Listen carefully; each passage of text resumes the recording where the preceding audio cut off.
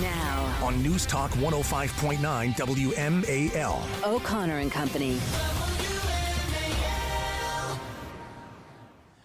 It's 7:06 now. It's O'Connor and Company, a busy Thursday morning. I mean, we're still giving you analysis and reporting on the election results in Virginia. We spoke with Gary Higgins, who was one of the winners for the Republicans. He'll be your new delegate-elect there in the 30th District. Also, coming up in just 30 minutes, honestly, one of the best stories coming out of Tuesday night, and they were few and far between.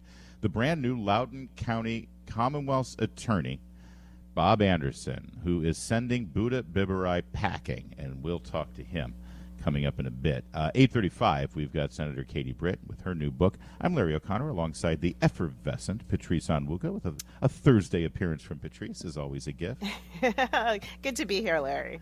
And it's always a gift to talk to this man, Sean Spicer, who, honestly, can I just tell you, every single thing going on in the news cycle right now, including the pandas going back to China, Sean Spicer is pretty much an expert on. Sean, thanks for joining us. Good to be with you. You know, the pandas didn't leave when Trump was in office, did they? Well done, sir. Sean Spicer, by the way, you know, is the host of the Sean Spicer Show that you can download on literally every platform available to man. But what's your preferred platform this week, Sean? Give us a plug on where you want it downloaded. Well, look, for the audio people, Apple is always the best, and then YouTube is for the video folks. But right. You can always do both. You don't want it, if you're in the car and Larry's not on, you can go the Apple podcast route. But then, you know, you get home, you're cooking dinner. All right. Go dude? watch it on YouTube. I didn't need like an Ernest Hemingway novel. I just wanted, where do you want to download? I know, but you got to listen. It's all Apple about and marketing, YouTube. baby. Jeez. Yeah. All right. Last night's debate. Listen, I know you have been probably the strongest voice about the RNC's mismanagement of these debates and of certainly the media outlets who call them. Vivek Ramaswamy came out strong, went right after Ronna McDaniel. Was he right? And even if he was right, was that the appropriate setting to make such a call? So whether he's right or not is a whole separate show in terms of the RNC's role in some of these debates and how they've handled themselves in the election. That being said, the coming out of the gate, I will tell you that the many focus groups that I've done showed that he really turned off a lot of folks. It wasn't just how he came out of the gate, his subsequent attack on Nikki Haley's daughter. It just was, it turned people off. And you can agree with him all you want, but I will tell you the number one takeaway that I got from people, either by text or folks that I spoke to, was, Vivek just ended his campaign. And so look, I'm not telling you, I can debate whether or not it was worth it or not, but I don't think people who are voting for President Patrice are basically saying, hey, I want you to know how you're going to handle the RNC. They want to talk about issues that came up last night about how we're going to defend America. I think he actually blew it on TikTok. I believe that TikTok is a national security threat, and to tell me that you need it to campaign, but that everyone else should be off of it. I just, to me, you can't tell me you're going to stand up to China, but then you'll allow them to use an app that's stealing our data and manipulating our citizenry. So I just thought that was, to your question, that was not the strongest performance. I think I said debate 1, he came out of the gate swinging. Debate 2, he went on an apology tour. And then this one was just, I don't know what this was. Well, I mean, at first he was comic relief on the stage, but I mean, I think the one redeeming answer series that he had was just bringing some nuance or some showing that he was different from pretty much everyone else when it comes to dealing with Ukraine and, frankly, how America would be from a interventionist versus an isolationist position. And there are a lot of Republicans who side with him and who are going to agree, we need to get out of a lot of these foreign conflicts and use our tax dollars here and not there. Do you think that at least that line of attack saved anything for him last night? Yeah, look, I mean, I think it's a very populist, simplistic argument. And I say that because I don't think it's a binary choice, and too many people want to make it that should we be in Ukraine or shouldn't we? Should we send them money or shouldn't we? I think that there's a degree of accountability that I think some of the candidates spoke about last night that is completely missing. The Biden administration's own State Department did a report that highlighted the massive corruption that's going on in Ukraine. And part of this is to say that we need, if we're going to continue to support them, that we need accountability, we need transparency, we need to know what it's going to. I think Governor Christie brought up some good points. I mean, look, the bottom line is, and people forget this in the current debate, we made a deal with Ukraine in the 90s. Give up your nuclear weapons because we feel like they're a threat to our national security, and in return, we'll protect you from Russia. Well, guess what? That's the deal. You can't say, yeah, but we've changed our mind. They gave up their ability to protect themselves. We said, if you do it, we'll have your back if Russia comes after you. And we can't go, yeah, but we've changed our mind. Our word has to mean something, whether we like it or not. Now, that doesn't mean there's a blank check. And I think that's where, again, sometimes the problem with these debates is that you get these simplistic issues. And you saw a few of them push back on some of the answers, that they're not 30-second responses. And I was pleased to see some of them make the distinction about how we have to deal with some of these issues, but it's not going to be done in 30 seconds. So, I mean, obviously the big question, Sean, is, does any of this matter? I mean, Donald Trump was doing his rally about 10 miles away. He's leading by, I saw a poll that I think he's leading Ron DeSantis by over 30 points in Florida. Is this, I mean, listen, I'm a political junkie. I love discussions of these policies, these issues. I love to see people communicate ideas and spar with each other. But does it matter? Does it make a difference in how the primaries are going to go?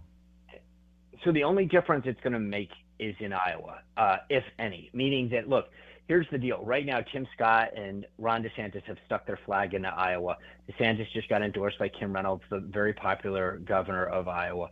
And then you've got the X factor, which is Nikki Haley, who has been on the ascent. Now, if any of those folks actually were to dethrone Trump in Iowa, the race goes on. If Trump continues to lead by 25, 30 points in Iowa and wins decisively, it's pretty much over. The only one that said that they're going to fight in New Hampshire is Chris Christie, who's on a kamikaze mission there. So I believe that Iowa is it. Iowa is it. I mean, that's the truth. And there's no evidence. And so, look, the other thing to remember, and I know you guys have a really politically savvy audience in the DMV, is national polls mean nothing. Yeah. Because both in terms of the primary and the general. We don't run national primaries and we don't run national elections. We run them we run a national election, but it comes down to the Electoral College.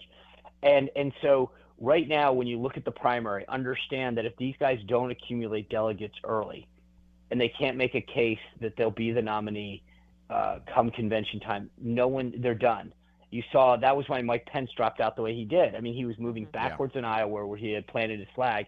And I just think that right now it's even more so become an Iowa is everything, because no one believes that Chris Christie can become the nominee. In fact, one of my takeaways from last night was we really divided that field last night. Yeah. There are three people in my mind that will make the next debate in Alabama. Those three people are DeSantis, Haley, and Ramaswamy. But I don't think that Ramaswamy impressed anybody last night who thinks that he's got. I think Patrice is right. It was good entertainment. It was some great one-liners, but I don't think anybody serious is saying, okay, he's on a path to become the nominee, especially after last night. So now, does he have the money? Yes, and that's the other thing. He has plenty of personal money to keep himself going. But I think as far as Christie and Scott goes, I think they might stay in through New Hampshire because they can. But I don't think they'll make the next debate stage, and I think that that was their last shot last night. Well, listen, I think Christie for sure stays until New Hampshire because that's going to be friendlier territory for him. If Scott doesn't finish in the top three Iowa, I think that's it. Why bother? Oh yeah, for New definitely. Hampshire? Yeah. But Sean, it's like, just to do the math right now, he's not even. I mean, I don't know. I think Pence still might be beating him. Technically, Tim Scott didn't really qualify for the debate last night. The RNC bent the rule a little bit to let him in based on a poll that they reached a little far back for. Sean, can you stay with us because I've heard this. Everyone's got an opinion about what happened in Virginia on Tuesday, and I haven't heard yours yet, and I'd like to. All right. Oh, love to. Yeah, Sean absolutely. Spicer stays with us. Sean Spicer Show, apparently available at, who knows? It's 7:16. Let's get straight to Jamie Whitten and the Hadid carpet cleaning traffic. I'm kidding, of course. Sean Spicer Show available on audio platforms, Apple Podcasts, and Spotify, and video platforms, YouTube and Rumble. From headlines to hilarity, it's the Vince Coglianese Show, weekdays 3 to 6, right here on WMAL. We continue with Sean Spicer. And Sean, so you're a Virginian, you're a Republican, you're a political strategist. I bet you've got a pretty strong opinion and a pretty well-educated one about what happened in Virginia. What do you think? So here's my take. Number one, it was not a good night. Anytime there's no second place in politics. Anytime you don't win, it's not good. That being said, it was not as bad as some of the bedwetters are making it seem.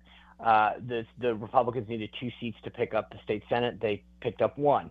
They needed to keep the House of Delegates. They lost by a few. That being said, anyone who lives in Northern Virginia or even in the DMV saw that every single ad was a cookie cutter ad. MAGA extremists, fill in the name of the candidate, wants to take away your right to abortion. Not one Republican responded correctly. I wrote an op-ed 3-4 weeks ago that I put in the Hill newspaper. It's pretty much near the top of my Twitter feed if you want to go read it again, warning Republicans. The issue of abortion is coming and you're handling it wrong. And I think every single candidate last night, save 5 or 6 throughout the Commonwealth, screwed up this issue. We played defense on abortion. In this Commonwealth of Virginia, the former governor, and you guys know this because it was something that you played relentlessly. Former Governor Ralph Northam, a doctor, said that we wait for the baby to come out, we make it comfortable, then we make a decision. That's infanticide, that's murder.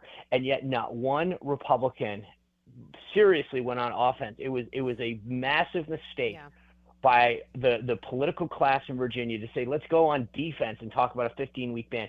Every Democrat in the Commonwealth should have had to answer whether or not they agree with Ralph Northam that their abortion is available in Virginia up through the time of birth.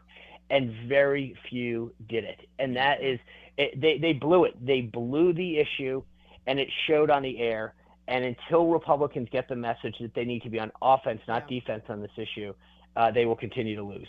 I mean, you're 100% right, Sean. And whether it's Virginia or, frankly, going into 2024, that's going to be that issue that I think the Democrats are hanging their hat on. You know, there's something that Larry was able to get last night from Ronna McDaniel after the debate, which is about let's play it, actually. Do you mind? Yeah. I didn't know you were going to go there.